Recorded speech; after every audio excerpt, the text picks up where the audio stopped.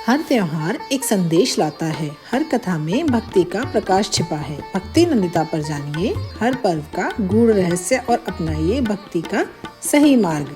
राधे राधे सौभाग्यशाली श्रोतागणों, आज से 4 महीने तक भगवान विष्णु सृष्टि के हर कार्यों से विराम लेकर क्षीर सागर में योग निद्रा में चले जाते हैं। लेकिन क्या आपने कभी सोचा है, जब भगवान सोते हैं तो भक्तों का क्या होता है?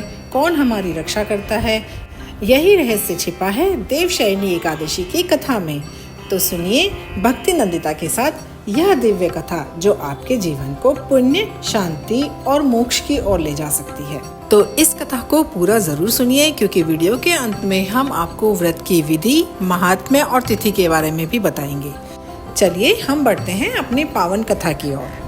एक समय राजा युधिष्ठिर ने भगवान कृष्ण से पूछा, आषाढ़ शुक्ल पक्ष में कौन सी एकादशी होती है, उसका नाम और विधि क्या है, यह बतलाने की कृपा करें। भगवान श्री कृष्ण बोले, राजन, आषाढ़ शुक्ल में एकादशी का नाम देवशयनी एकादशी है।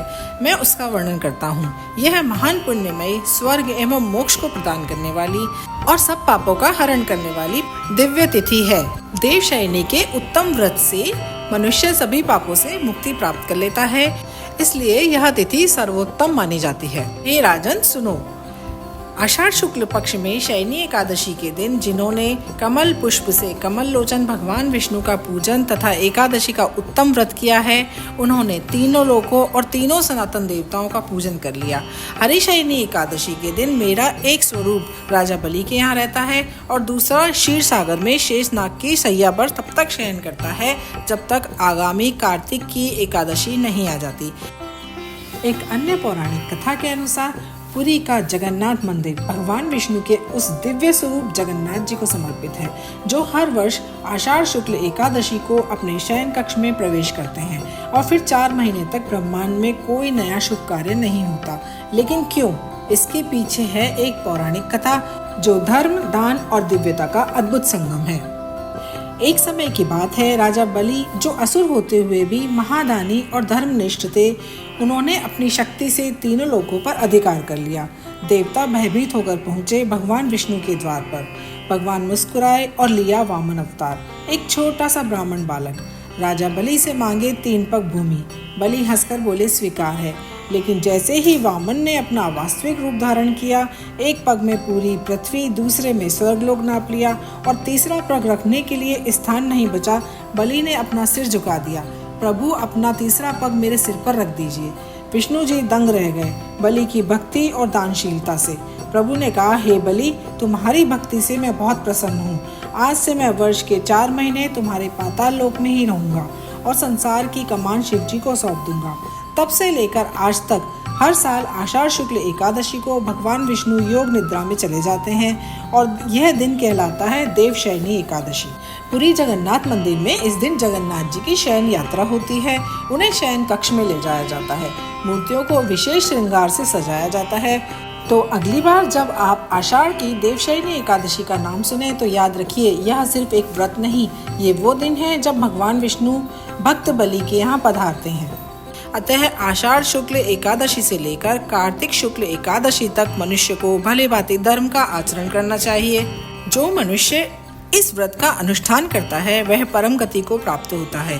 इस कारण यत्न पूर्वक इस एकादशी का व्रत करना चाहिए। एकादशी की रात में जागरण करके शंख, चक्र और गदा धारण करने वाले भगवान विष्णु की भक्ति पूर्वक पूजा करनी चाहिए। ऐसा करने वाले पुरुष के पुण्य की गणना करने में चतुर्मुख ब्रह्मा जी भी असमर्थ हैं। राजन, जो इस प्रकार भोग और मोक्ष प्रदान करने वाले सर्व पापहारी एकादशी के उत्तम व्रत का पालन करता है, वह जाति का चांडाल होने पर भी संसार में सदा मेरा प्रिय करने वाला है।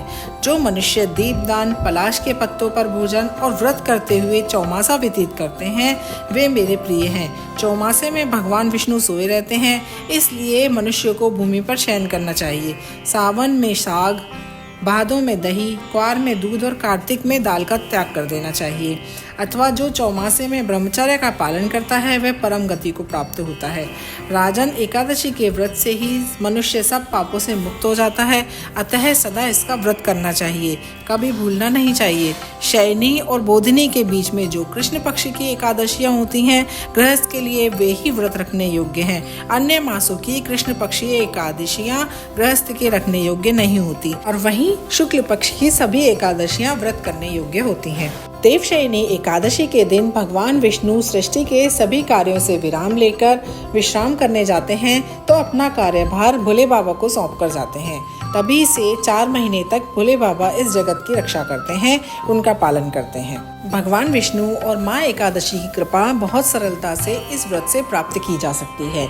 इस व्रत की विधि इस प्रकार है। प्रातःकाल ब्रह्म मुहूर्त में उठकर स्नान करें, घर में गंगा जल का छिड़काव करके शुद्धि करें, पीले वस्त्र धारण किए हुए भगवान विष्णु का विशेष पूजन करें, पंचामृत से अभिषेक करें, तुलसी दल, पीले फूल, चंदन, पीले वस्त्र धारण किए हुए भगवान विष्णु का विशेष पूजन करें, ओम नमो भगवते वासुदेवाय मंत्र का जाप करें। व्रत अपने सामर्थ्य के अनुसार निर्जल या फलाहार रख सकते हैं। रात को जागरण करें और अगले दिन द्वादशी को ब्राह्मणों को भोजन कराकर व्रत का पारण करें। एक विशेष बात, इस दिन चतुर्मास आरंभ होता है, इसलिए शादी, गृह प्रवेश, नया कार्य इस काल में वर्जित होते हैं। यह व्रत पापों का क्षय करता है और मोक्षदायक है। यह एकादशी चतुर्मास की शुरुआत है, एक ऐसा समय जब भगवान विष्णु विश्राम को जाते हैं। तब व्रत सेवा का पुण्य अनेक गुना बढ़ जाता है। जो भी भक्त इस दिन व्रत करता है वह चारों पुरुषार्थ धर्म, अर्थ, काम और मोक्ष को प्राप्त करता है। यह व्रत पितृदोष, ग्रह दोष एवं पूर्व जन्म के पापों को समाप्त करता है। एकादशी का दिन आत्मचिंतन, साधना और ब्रह्म से जुड़ने का द्वार है। इस बार देवशयनी एकादशी की पावन तिथि 5 जुलाई 2025 को शाम को 6:58 से शुरू होगी। एकादशी तिथि 6 जुलाई 2025 को रात 9:14 पर समाप्त होगी। उदया तिथि के अनुसार देवशयनी एकादशी का व्रत 6 जुलाई 2025 को ही रखा जाएगा। व्रत के पारण का समय अगले दिन 7 जुलाई 2025 को सुबह 5:29 से सुबह 8:16 तक रहेगा। यह एकादशी बड़ी एकादशी है। इस दिन से स्वयं श्री हरि भगवान विष्णु 4 महीने के लिए विश्राम करते हैं, इसीलिए इस एकादशी को देवशयनी एकादशी के नाम से जानते हैं। इस दिन से सभी मांगलिक कार्य 4 महीने के लिए बंद हो जाते हैं और चतुर्मास की शुरुआत हो जाती है। चतुर्मास के नियम देवशयनी एकादशी से ही प्रारंभ किए जाते हैं।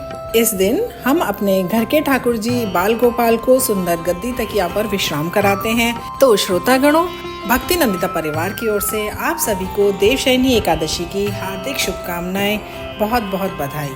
अगर आपको ये कथा अच्छी लगी हो तो इसे अपने प्रियजनों तक जरूर पहुंचाएं। वीडियो को लाइक करें, कमेंट करें और ऐसी ही सत्य, प्रेरणादायक और आध्यात्मिक कथाओं के लिए हमारे चैनल भक्ति नंदिता को सब्सक्राइब करें।